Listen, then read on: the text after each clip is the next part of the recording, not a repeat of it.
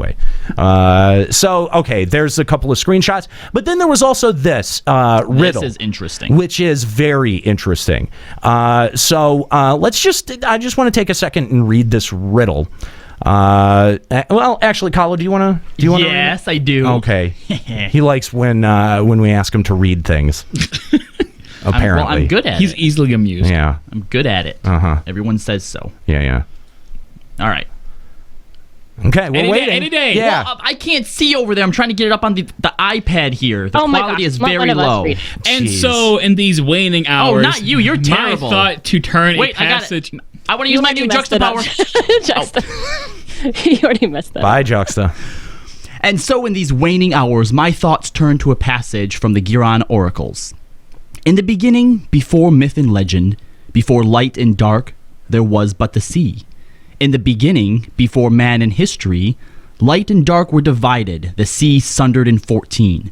To the sea she cast her children for fear of the moon. For hate of the star, to the seas he cast his doom. May we ever walk in the light of the crystal. From the final page of the journal of Louisoix Leveilleur. All right. Well, there you go. That's the riddle. That's a bit of the... well, that was dumb. For fear of the moon. There is something on the moon we should fear. Garlean Space Station? Yes, girl, the Garlean Space Station. Dear Thank you. God. Oh. I think I'm going to use my mute Juxta as well, just for that, because you're an idiot. We're just going to stack them all up. They're cumulative, right? They don't, restart the debuff. That Apollo 17 movie was terrible. I also want to point out Lion MX in the chat linked the link from the sightseeing log for the cathedral. Yeah. And it says that it's designed in a distinct Mericidian style. The architecture suggests a place of worship by a tribe of tree-like beings who believe themselves to be remnants of Sephiroth. Oh, interesting. Wow. And it says, to research the link between the faith and primal summoning, the Allagans moved the ancient structure to Azislav from its original location on the southern continent. I foresee Aniro doing some lore digging coming up here soon. Those are really interesting. I did not know any of those. What possible connection could this have to Henger's Crucible?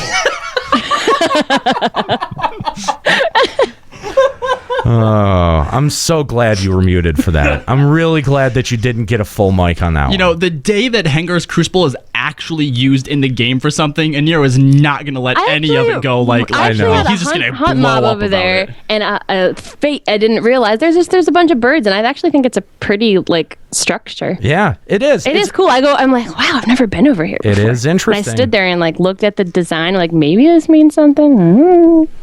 It's where the Vanu go to dance. That's true. That's true. They do go over there and dance. All right, you're unmuted now. Yes. God. So anyway, yeah. I don't know. Do you guys have any other thoughts about this riddle? A lot of people.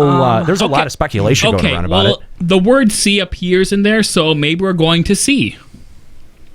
Do you have I also see 14, Final Fantasy 14. to add, anything actual to contribute to this, Juxta? Yeah, because if not, let's go around the room. Let's hear some ideas. Well, actually, the word "sea" came up 4 times, so it is actually. We already went to the sky with Diadem. Now we'll go to the sea to fight Sephiroth. But is it something, like literal? Are we actually going to go out into the water down to some place, or is this maybe just some place that's lost out at sea? Or, in FF11, someplace was called, sea or whatever. Right. Because things were kind of, watery and something like that. Though. Yeah. Yeah. Your nickname. Well, and it's not like we don't have lore surrounding, the sea. There is, what is the island with Pericos and the other one, the 2 serpents that vomited the sea? Oh, yeah. There's that whole story. So, there could be something with that. We thought it might be Seal Rock. Swallowtail Rome, that's what it is. We thought it might be Seal Rock, and I never really figured out where that ended up landing. if Swallowtail Rome, definitively was defined as what Seal Rock is, or is Swallowtail Rome another area? Well, I can tell you right altogether, now, Square Enix, I do not want an actual underwater expansion where we fucking swim around and shit. WoW tried to do that. It was annoying as fuck. I don't think they'd go that way. Do not go there. I don't like... The line that's interesting is light and dark were divided, the sea sundered in 14, which you mentioned 14. Is that a reference to their 14 different universes of Final Fantasy? Is this something deeper than just FF14's it's very lore? meta. I never really thought about that. I kind of was just taking into account...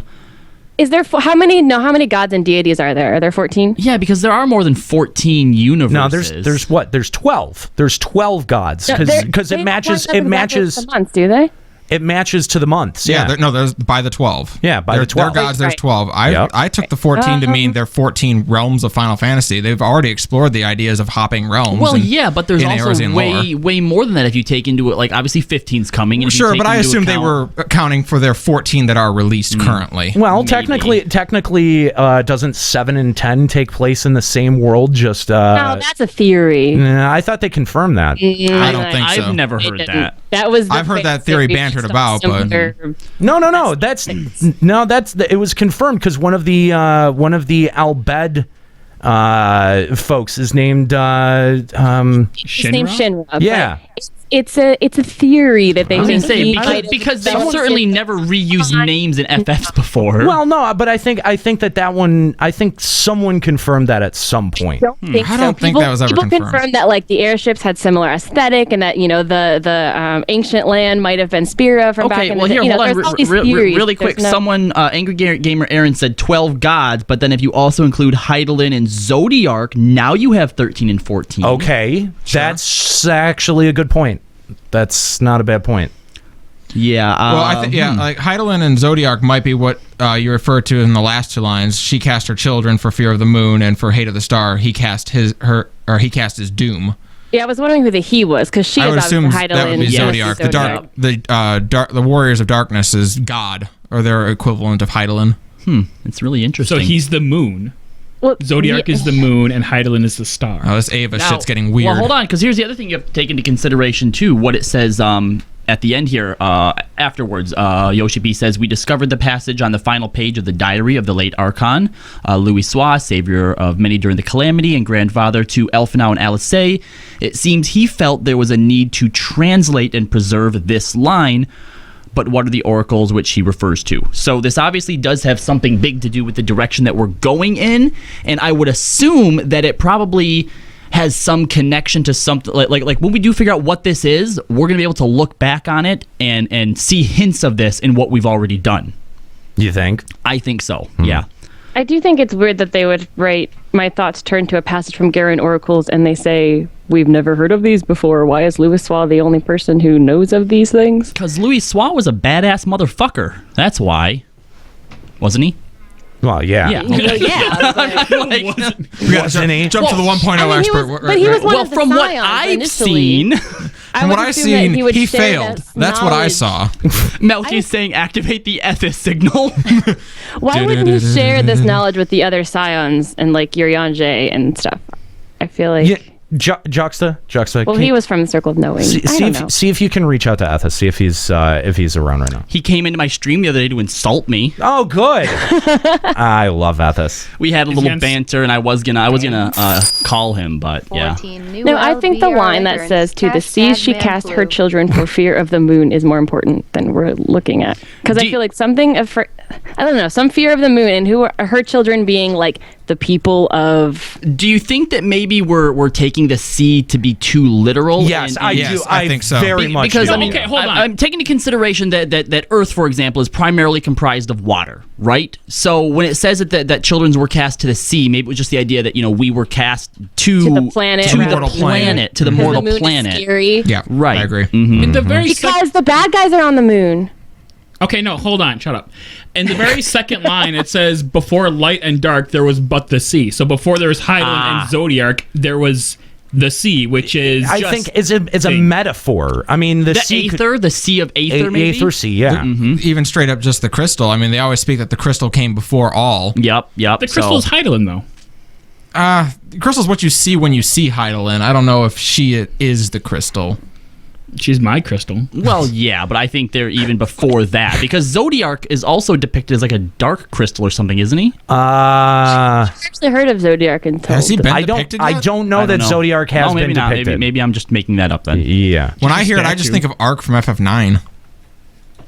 Yeah. Well, either way, this was when this first popped up. This was probably one of the more interesting things that I've seen come out of a announcement off of the Lodestone. Like yeah, well, and I do like, what's also interesting is that we've seen this sort of typeface before. We've seen this kind of a graphic image used before in the lead up to the end of 1.0. A lot of the passages that were shared around from, that were considered, I guess, prophecy at that point, sort of telling of the calamity, appeared in much the same fashion. I can't remember anything else that has looked like this aesthetically in any of the other postings. Nothing that comes to mind. Please, chat, if I'm wrong, let me know. Chat does bring up 2 points here real quick. First of all, Visenya says that we have seen Zodiark, and it was dark and corrupted looking, like a crystal. Okay. And Malkyria said, could this passage be in any way referring to the origins of Midgar Stormer in the first Brood? How many of them were there total? He had 7 children. Only 7, so that's only 8. Something like that. That's no, I don't see that. I think all the dragon stuff is going to come to a close with Heavensward, to be honest with you. But Hold on, didn't they say they're gonna draw all the dragon stuff to a close before even 3.0 is done? Okay, well, where did they say that? Here, I hold don't on. know. Here's I don't something. think That they did. line is miss. Hold on, because I was actually thinking about this a lot because they did say that we were going to start seeing the conclusion of the Dragon Song War in 3.2, 3.3. No. Wait, hold on. Line, people were misreading this line. Yeah. It says we're going to start moving towards the finale with Yes. 3.2. Okay. It doesn't mean the finale is 3.2. It says moving. It basically kicks off the beginning of the rest of the story. Right, but here's something you have to consider because we don't necessarily have to see this Dragon Song thing or the Dragon Song War all the way through to the very end because when you think about 2.0, right? We brought the whole Garlean, thing with Gaius and whatnot to an end at like 2 point something or other, and then it went into basically this whole big startup and lead up to Heavensward. what happened to Heavensward. So Yeah. I think we will see the end of the Dragon Song War before we see the end of 3.x. Man, I think we need to. I don't see how we can be wrapping up Dragon Song War No, before the. you're not right, wrapping them up. you're Not right. wrapping How them much- up. You're right. How No, much you've but been what I'm seeing saying.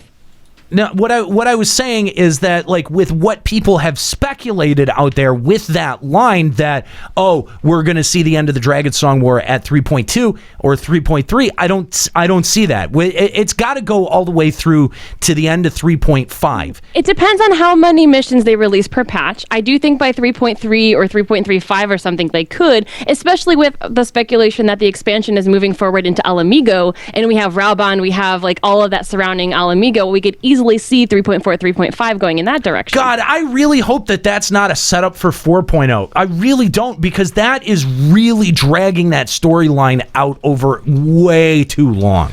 No, I think 3.2 and 3.3 are going to ignore that kind of aspect, and then like Raubon and all of them are going to come back in at the end and then like move it forward. But that's what I was going to say, is that like there are still dangling plot threads from 2.0 that still need to be addressed in the remaining Scions, which I do think that probably will get addressed. And then everything that's going on in Ul'dah. There's been a lot that's set up in Ul'dah. 3.3 too. So, but there's been so much. There's been so much that's been set up in Ul'dah already throughout 2.0 that they've got to deliver on some of that here. But look how they've handled that so far. Oh, they can't keep putting it, but they can't keep putting it off. If they keep putting it off, then they will have handled it badly. No, I think 3.3 will see the end of all of this because the next patch we're clearly going to see what's their face, Ida and Papalymo, and then 3.3 I could see them bringing back Minfilia and like literally starting a completely different storyline in 3.4. I mean, when you look at the Dragon Song War, like we've basically with the end of the last patch, we're trying to get Ishgard back under control. But right. really, the last major point to the Dragon Song War is going to be the defeat of Nidhogg. Yeah.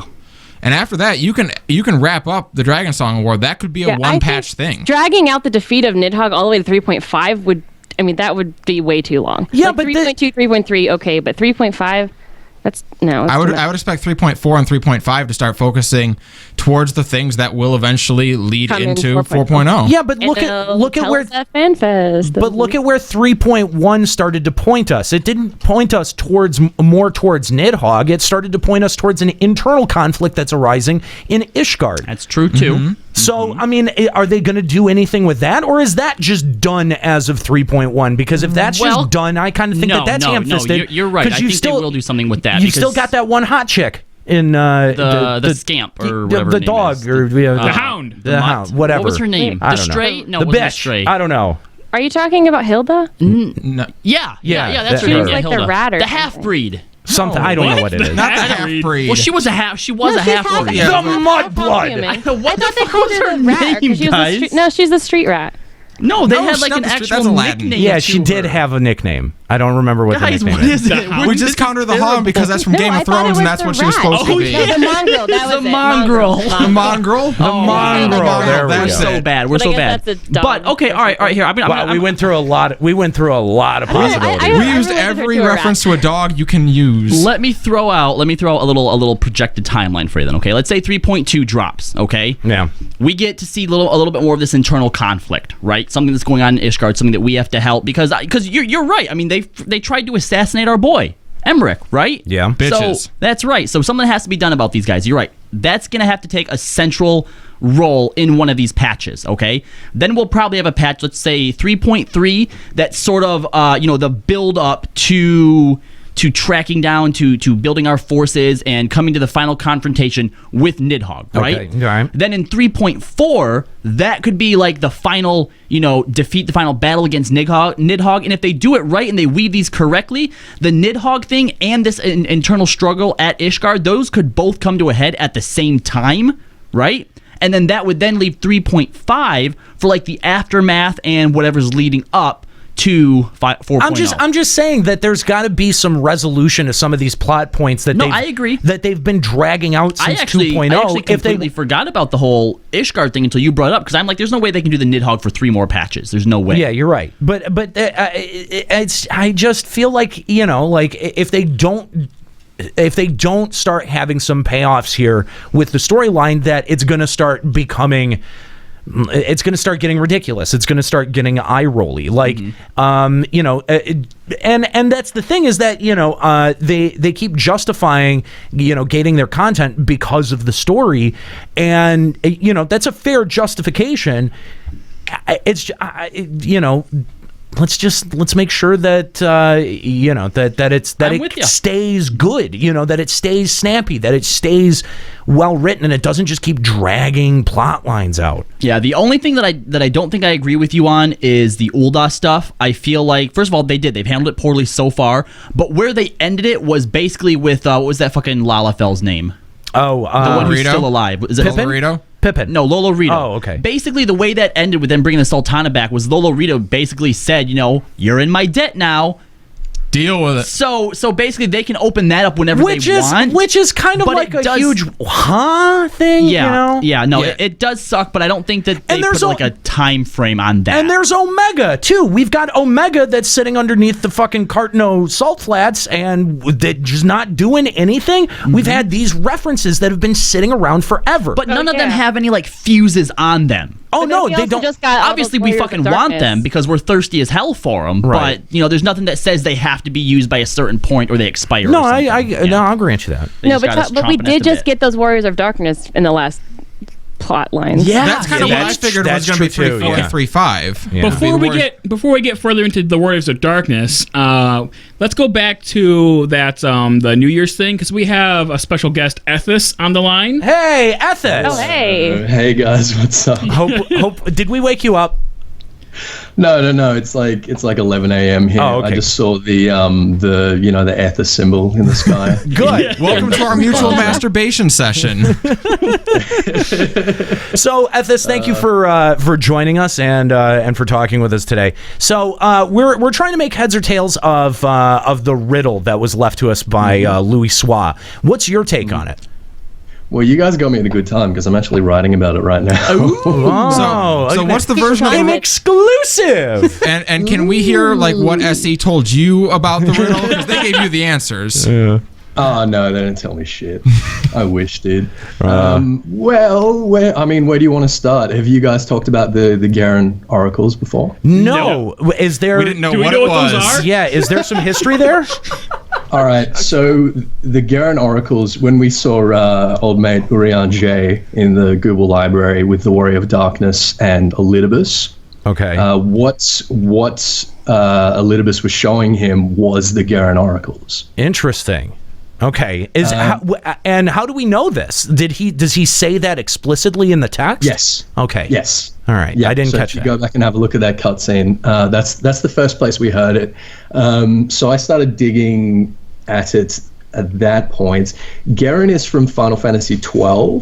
Is that He's right? one of the I haven't played it in such a long time. I don't remember what they're called, but they're basically the same thing as the Asians. They're sort of, puppeteering everything Alcurian? from behind the curtain. That's the one, the Alcurian. Thank you. And he's job.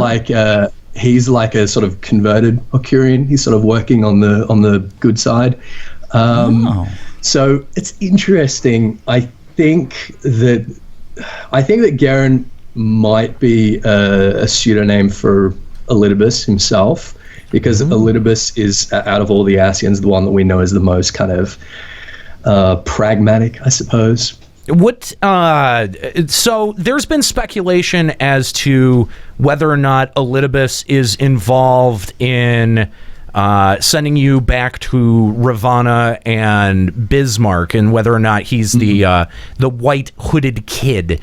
Whether he's Uno Kalhai. Right. I forgot about that. Yeah. There's a very close association between those two, because Elidibus is also from the Ivalice Chronicles, and he possesses a stone. I think it's in Tactics, a stone that sort of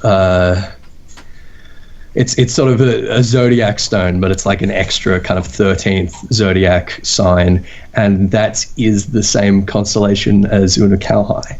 Oh, interesting. So I mean, Uno Kalhai is the eye of the serpent. Wow. Interesting. So, I mean, there already has been a lot of connections, but parallels drawn between some of Final Fantasy XII's, not like their version of primals. What do they call them in that one? Like the avatars in that? I don't remember. I don't remember either. Idolin, no. Is it Idol? Is it Eidolons? No. No. No. Oh, it might be Eidolons. I thought that was where they returned to Eidolons. But it was Eidolons in 9. Anyway, and I think I don't remember. I think it may have been your video that turned me on to this, but that the patterns in the red glowy face pieces of the Asians seem to line up Espers, there we go. Espers, okay. So they seem to line up to some of the symbols associated with some of the Espers in 12, which is an interesting connection as well. It seems like there may be even a stronger connection, and maybe even more literal connection. Well, the problem we had there is that one of the Asians that has been named, so as we know, the Asians sort of correspond to the Scions of Final Fantasy XII. Right, okay, there we go. Thank you. Yeah. Now, one of the Asians we've had named, I can't remember which one it is, but it's one of the minor ones that we saw sort of at the end of 2.0 there when Bahamut was awakening, would correspond with Cuchulainn, who was an Esper in Final Fantasy XII. Now we know Cuchulainn is actually a Void Sent and not, and not an Icon. So I think it's just sort of reusing of assets and giving us little teasers and stuff like that. But it was a really interesting theory, and it still might hold something. Yeah. I think you've got a point. Like there's definitely reusing a lot of names and a lot of assets from other games. So maybe not a literal connection. So it's really difficult to tell what is them just reusing something and what is them sort of dangling some clues in front of our face. Making our Lord Ours go crazy. Yeah, exactly. It's actually kind of a smart move. Yeah, I agree. Because it gives us lots to talk about and write about. And I think that most of the time they sort of throw those names in earlier and then kind of use those opportunities later that they didn't necessarily plan when they first introduced those names. Fair enough. So I've got a feeling that even Koji isn't sure whether or not he's going to end up going somewhere with this whole Scion Ascian thing. Interesting. The riddle makes reference to the 14. What do you think that's in regards to? So I've heard a couple of speculations going around here. The first is that we've got the 12, which is actually 13 if we count Nald and Thol as separate entities, and that Zodiac could be another of these gods that was sort of outcast or whatever for whatever reason. Again, very much the same role that he had in Final Fantasy XII, and that he's sort of motivated to take revenge against all of creation. I think that that's a problem because we've got, later in this quote, we've got the moon and the star, which is obviously referring to Zodiac and Hydaelyn. And the 12 is a completely sort of different pantheon and philosophy towards the moon, where Menfina, one of the 12, actually represents the moon. So I'm not sure that that sort of works, throwing Zodiac in there. My theory is that we have our 6 elements. So we have ice, water, wind, lightning, fire, and earth. Okay. They can be basically polarized towards either astral or umbral, which correlates with our world and the void respectively, and that within each of those we can have a sort of pure astral energy and a pure umbral energy. So what it's talking about is more a kind of metaphysical sort of building blocks of our world, and that there's sort of 14 different kinds of atomism, I guess you could say. Okay, so the 14 potential aspects of existence. Was it like the astral eras and umbral eras? Is that? Yes. Yeah. The other one that's been being tossed around is that we have 7 astral eras and 7 umbral eras, and that maybe this might be some kind of doomsday prophecy, that maybe the 7th umbral era is supposed to be the last, and the 7th Astro is supposed to be the last in some way. See, now I think that's a really interesting idea, because again, and I'm going to go back to this because I've seen Ethys, have you seen this typeface, the specifically the one used for the riddle? Have you seen this typeface and graphic used before in any of the Lodestone stuff? Because this definitely does harken back to 1.0 and some graphics that they would use in the run up to the Calamity. And I'm wondering if maybe they're using some of those same aspects to try to jog the same idea. Could we be looking down the barrel of another Calamity? I think we're always looking down the barrel of another Calamity, because that's, the Ascians are trying to do it literally all the time. Yeah. I don't know. I think that this style is just what they attribute to Louisoix. Okay, yeah, and that's a lot possible. Of the stuff that was leading up to the Calamity was quotes from Louisoix's journals and stuff like that. Yeah. So that's how I sort of think of it. It hadn't occurred to me, so maybe we could be coming up to another Calamity. That was the first thing that I thought when I saw it. Like, just from an aesthetic standpoint, it immediately brought me back to that was the same. They used the exact same kind of graphic. Well, we get this every new year. We got a quote. Did we?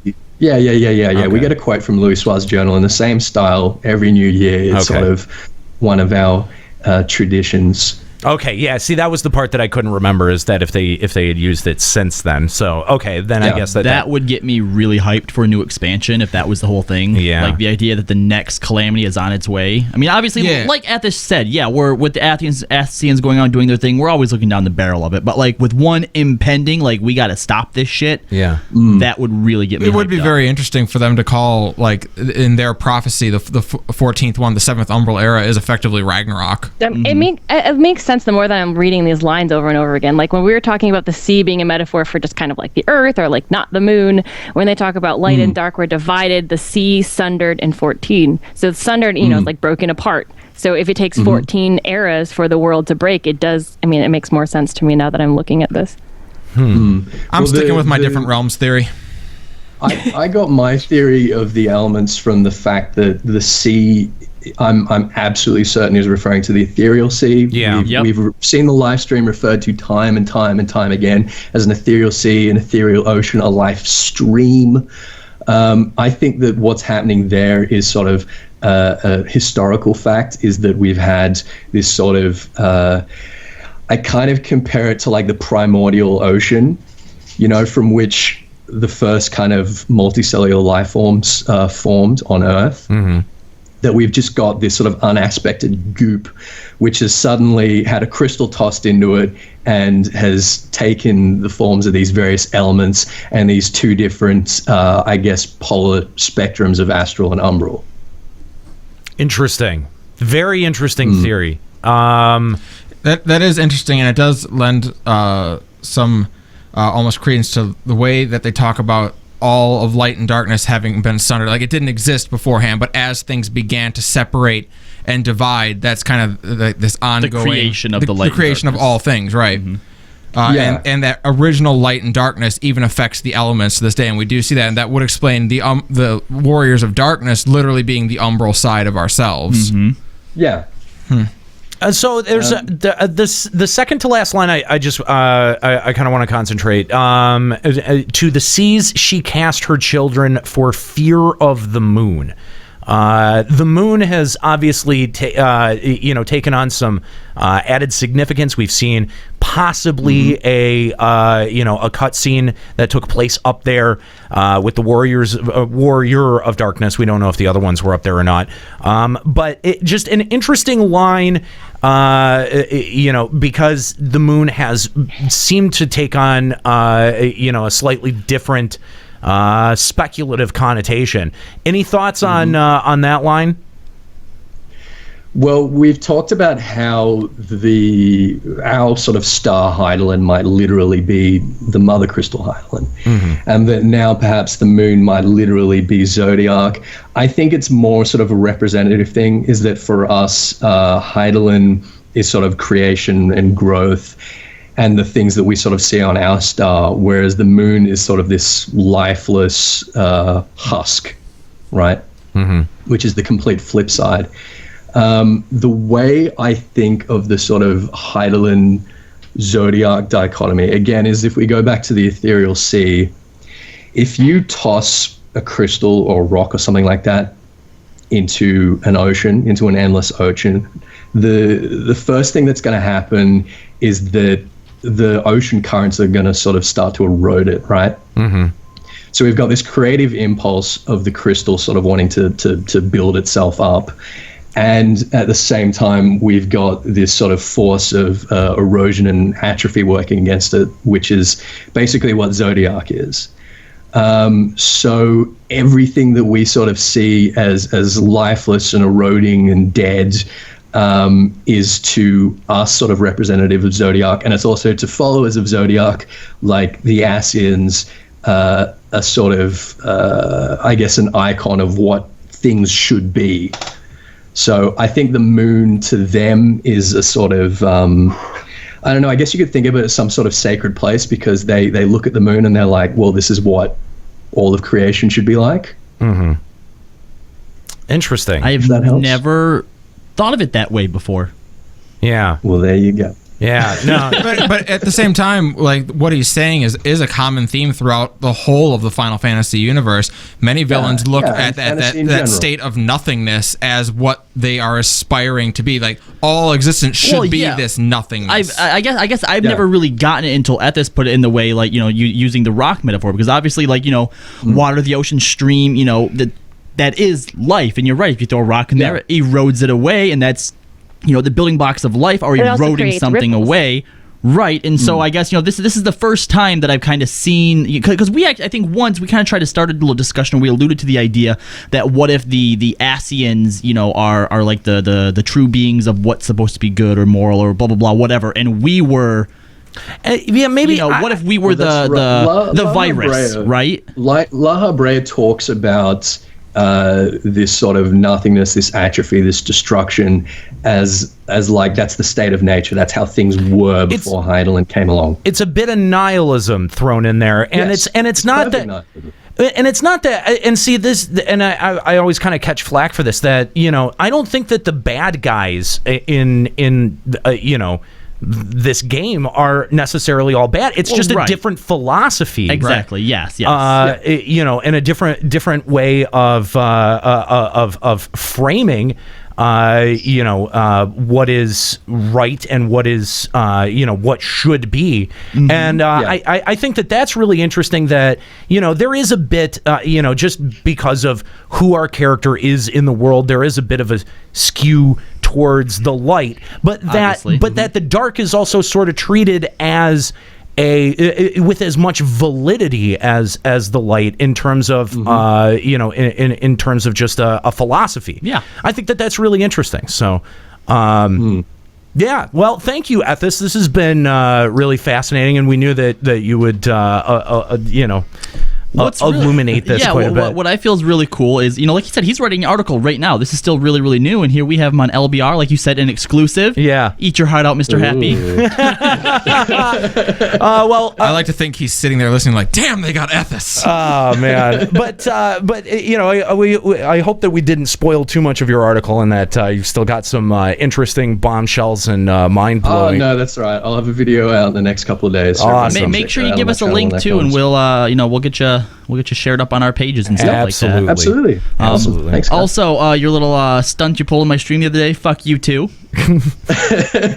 What happened? Wait, you want to explain the stunt? What happened? He just showed up out of nowhere and started calling me names. Oh, good. Oh, that must be so brutal. Good. Whatever could that be like, to be streaming and have someone show up and start calling you names? Oh, Ethys. Well, it was unfounded. I thought me and Ethys were cool. Yeah, it was completely unnecessary. Yeah, no, that's fine. He admits it. He did after the roast. That's just how he knows to associate with us. I was actually going to try and get you in Skype to have a little chat with you, but you had vanished pretty quick. Look, that's the only way to get your attention. That's the only way to approach you guys, is with fucking vitriol and That's true. No, that's not No, true. that's no. No, if you're our friend, like, you, Joe, or Samus, then you don't have to. But if you're anybody else... Yeah, you could probably just send that's us... a bit presumptuous, Color. Okay, they're acquaintances. They're guys that we know. They're people that we would take a phone call from. Right. Yeah. It's cool. We're friends. Oh, Ethys, thanks so much for joining us and for talking about this really interesting